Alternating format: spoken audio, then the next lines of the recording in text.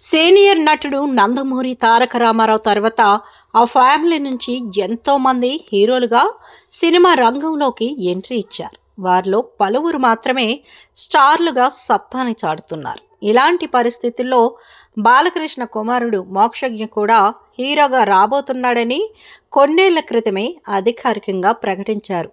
దాంతో అతడి రాక కోసం ఫ్యాన్స్ అందరూ ఆసక్తితో వేచి చూస్తున్నారు. కొన్నేళ్ల క్రితమే నందమూరి మోక్షజ్ఞకు సంబంధించిన ఫోటోలు సోషల్ మీడియాలో చక్కర్లు కొట్టాయి. అందులో అతడు చాలా లావుగా ఉండడంతో ఫ్యాన్స్ బాగా నిరాశ చెందారు. కానీ ఇప్పుడు మాత్రం మోక్షజ్ఞ లుక్స్ ఒక్కసారిగా మారిపోయాయి. ముఖ్యంగా అతడు బాగా సన్నబట్టంతో పాటు హ్యాండ్సమ్గా కనిపిస్తున్నాడు. దాంతో నందమూరి ఫ్యాన్స్ ఫుల్ హ్యాపీగా ఉన్నారు.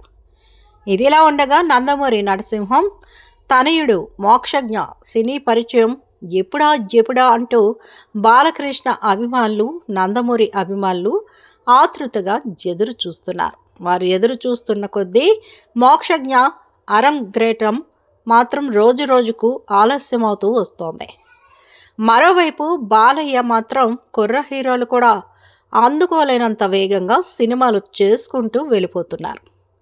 తెలుగు సినీ పరిశ్రమలో ఉన్న యువ దర్శకులంతా బాలకృష్ణతో సినిమాలు చేయడానికి కథలు వినిపించి డేట్ల కోసం ఎదురు చూస్తున్నారు.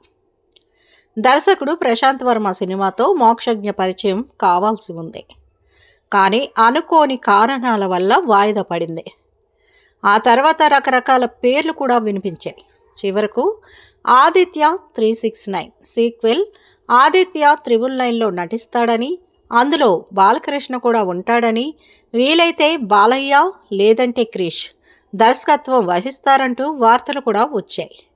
అయితే ప్రశాంత్ వర్మ దర్శకత్వంలోనే మోక్షజ్ఞ నటించే అవకాశం ఉందని తాజాగా వార్తలు వస్తున్నాయి.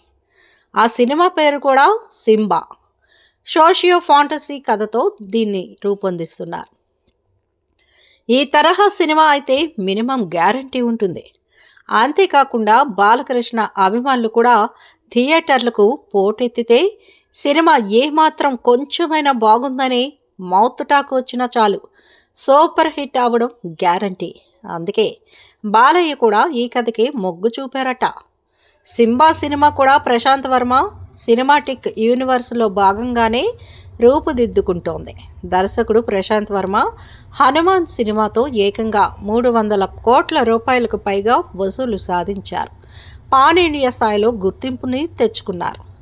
తర్వాత ఆయనపై బాధ్యత మరింతగా పెరిగింది. ఆయన ఒక పెద్ద సూపర్ హీరో ప్రపంచాన్ని సృష్టిస్తున్నారు.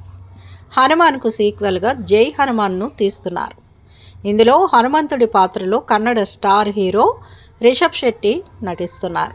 ఇటీవల విడుదలైన ఫస్ట్ లుక్ పోస్టర్కు భారీ రెస్పాన్స్ కూడా వచ్చింది. ఇది భారీ బడ్జెట్తో రూపొందుతోంది. మరి మోక్షజ్ఞ ఎంట్రీ ఎలా ఉండబోతోందని నందమూరి ఫ్యాన్స్ ఎప్పటి నుండే చర్చించుకోవడం మొదలుపెట్టేశారట. మరి బాలయ్య నమ్మకాన్ని ప్రశాంత్ వర్మ నిలబెడతాడా లేదా అనేది తెలియాలంటే రానున్న రోజుల్లో చూడాలి. మరి మా వీడియోస్ మీకు నచ్చినట్లయితే లైక్ చేయండి, షేర్ చేయండి, ప్లీజ్ సబ్స్క్రైబ్.